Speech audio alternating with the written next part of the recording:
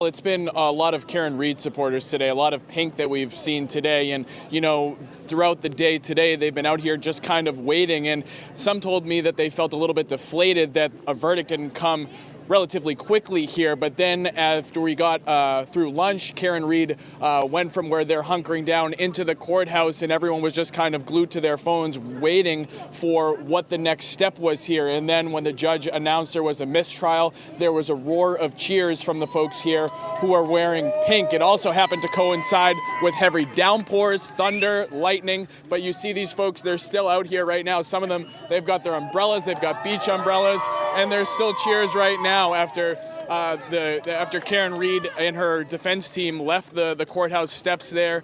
You see Aidan Kearney, Turtle Boy, who has helped rally a lot of these people here in support of Karen Read.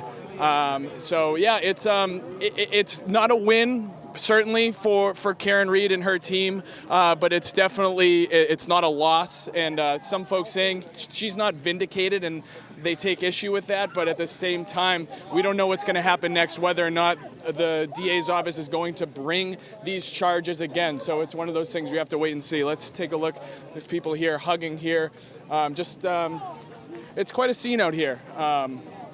Just a lot of people who have been out here throughout the duration of this trial, and here comes the downpours again. Let's send it back to you, Erica, for a moment, and then we might try to speak with someone here in just a few minutes. Yeah, Peter, this case has been kind of emotionally charged for supporters, certainly showing up day after day.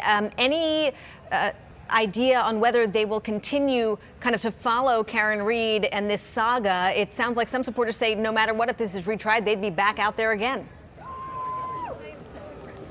Yeah, well, the other thing, too, to keep in mind is the fact that if this case is brought again, there's a pretty large likelihood that they would probably need to change venues. So say it ends up in Western Mass, say it ends up down the Cape.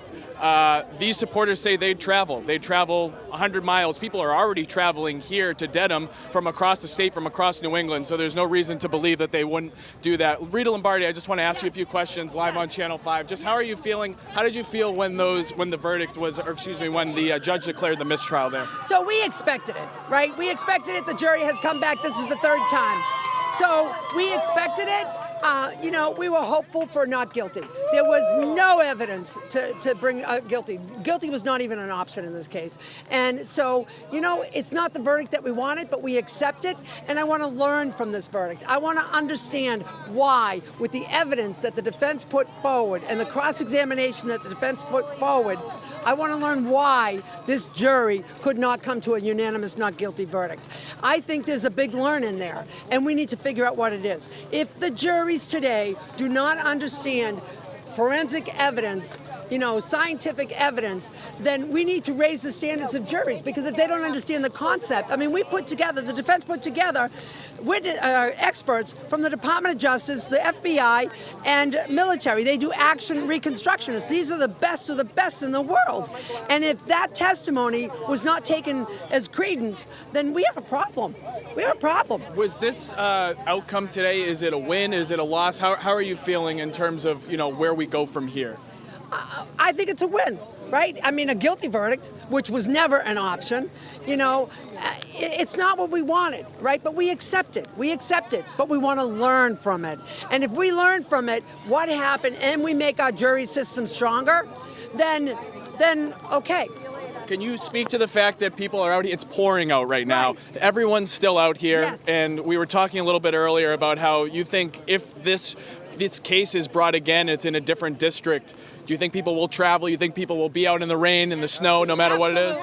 If we ever, and I hope we don't, if we ever have a case like this where somebody has been framed, we will be there. And this journey doesn't end here. This journey just begins. We have a lot of people in jail that were framed. The people need to relook at that evidence. That is wrong. What we have seen in this case is abuse of power. Abuse of power.